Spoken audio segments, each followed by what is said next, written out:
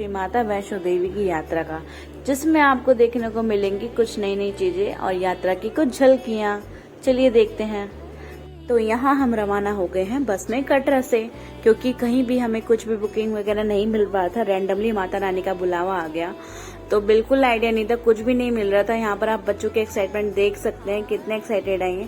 इनको बिल्कुल आइडिया नहीं है आगे क्या होने वाला है। और फाइनली हम ढूंढते ढूंढते हमारे होटल पहुंच गए, जो कि हमने at a time he book करा था। तो फाइनली होटल से नहा धोकर सारे निकल चुके हैं यात्रा करने के लिए। और यहाँ पर मेरे पति स्माइल करके हाय करते हुए, और अब जा रहे हैं हम सारे यात्रा की ओर। यहाँ पर आप नजारा देख सकते हैं, कटरा मार्केट कितनी खूबसूरत लग रही है।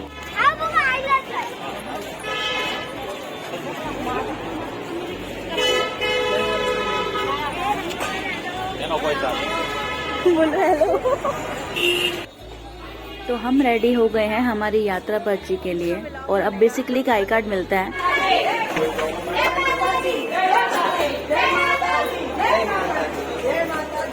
मुझे मिल गया है यात्रा आई कार्ड। तो फाइनली अपनी यात्रा पर्ची लेने के बाद यहाँ पर सारे तैयारी करने लगे हैं माता वैष्णो देवी की चढ़ाई के लिए। सबने ले लिए सर पे बांधने के लिए माता रानी की चुन्नी। और यहाँ पर नजारा देखिए गाइस साहब, इस नजारे को देखने के लिए मैं हमेशा ही बेसब्र रहती थी, क्योंकि वैष्णो देवी मेरा ड्रीम प्लेस है। यहाँ पर मुझे सैकड़ों बारी ले जाओ, बट मेरा मन यहाँ से कभी नहीं भरने वाला। जय माता दी।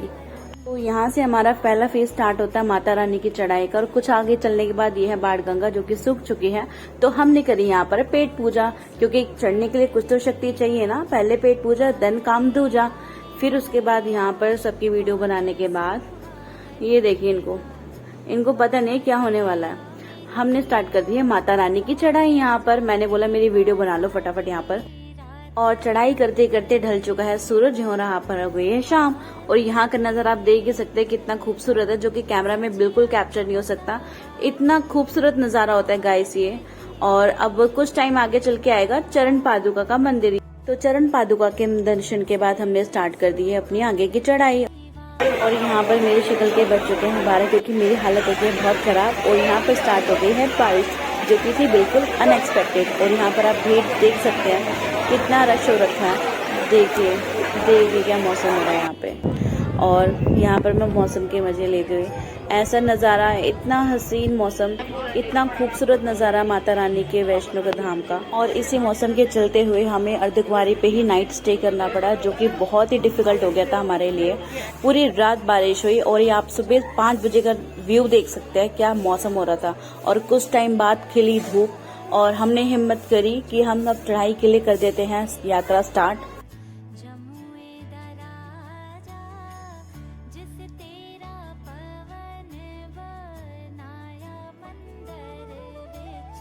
और फाइनली पूरी रात की नींद 2 घंटे में पूरी करके हम हो गए हैं अपनी यात्रा के लिए तैयार।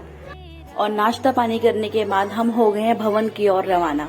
यहाँ पे मेरे हस्बैंड यहाँ की वादियों को कैमरे में कैप्चर करते हैं। वो मुझे कहते वीडियो में देखो, बट मेरी हिम्मत नहीं हो रही थी, क्योंकि मेरा हाल बहुत ही बेहाल था। मेरे पैरों में पड़ चुके थे छाले, और माइंड में मेरे बस एक ही चीज घूम रही थी कि कब होंगे माता रानी के भवन के दर्शन।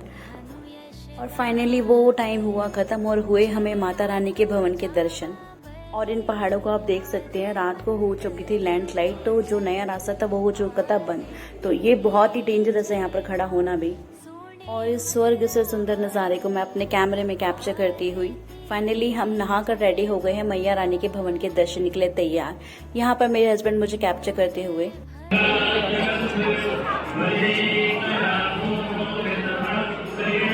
और कुछ घंटे की जद्दोजहद के बाद हमें हो गए मैया रानी के दर्शन।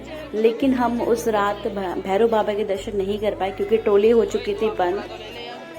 नेक्स्ट डे हम तैयार हो गए भैरव घाटी के दर्शन के लिए। यहाँ पर हमें सामना करना पड़ा 3 घंटे की लाइन का। जय माता दी, जय माता दी, सारे बोलो जय माता दी, बूढ़े बोलो जय माता दी, बच्चे बोलो जय माता दी, जय माता दी, लॉस वाले जय माता दी, जय। तो 3 घंटे की मशक्कत के बाद हमें मौका मिल गया ट्रॉली में रवाना होने का। तो कुछ ही मिनटों के बाद हम पहुंच गए भैरव घाटी, जहां पर अब करेंगे हम भैरव बाबा के दर्शन। कुछ घंटों की लाइन के बाद हमें मिल गए भैरव बाबा के दर्शन और मान्यताओं के अनुसार हमारी यात्रा हो गई है सफल। और देखते ही देखते यहाँ का मौसम ऐसा बदला, जिसका डर था वही हुआ। और फाइनली क्या हुआ कि ट्रॉली हो गई बंद और हमें अपनी यात्रा करनी पड़ी फिर से पैदल। और मैया रानी का नाम लेते हुए हमने यात्रा कर ली अपनी पूरी और पहुंच गए हम अपने कटरा धाम। और अगली सुबह हम तैयार हो गए हमारे नेक्स्ट जर्नी की ओर, जो कि है बाबा धनसर और 9 देवी मंदिर। और यहाँ पर मैं अपनी कैंडीज को दिखा के इतराती हुई। और फिर से 1 किलोमीटर तक की सीढ़ियां उतरने के बाद हम पहुंच गए बाबा धनसर के धाम। और यहाँ पर है ये सुनहरा नजारा, जहाँ पर हम खूब नहाए। हमने सारी अपनी थकान उतारी यहाँ पे और फिर करे भोले बाबा के दर्शन। बाबा धनसर के दर्शन के पहले हमने 2 मंदिरों के और दर्शन करे थे, बट वो मैंने कैप्चर नहीं करे क्योंकि हर बार फोन यूज करना मुझे सही नहीं लगता। और फाइनली वैष्णो देवी की ट्रिप हुई खत्म। थके मांदे हम लौट चले हैं वापस अपने शहर दिल्ली और सबकी हालत हो गई थी टाइट। ये है कुछ यादें।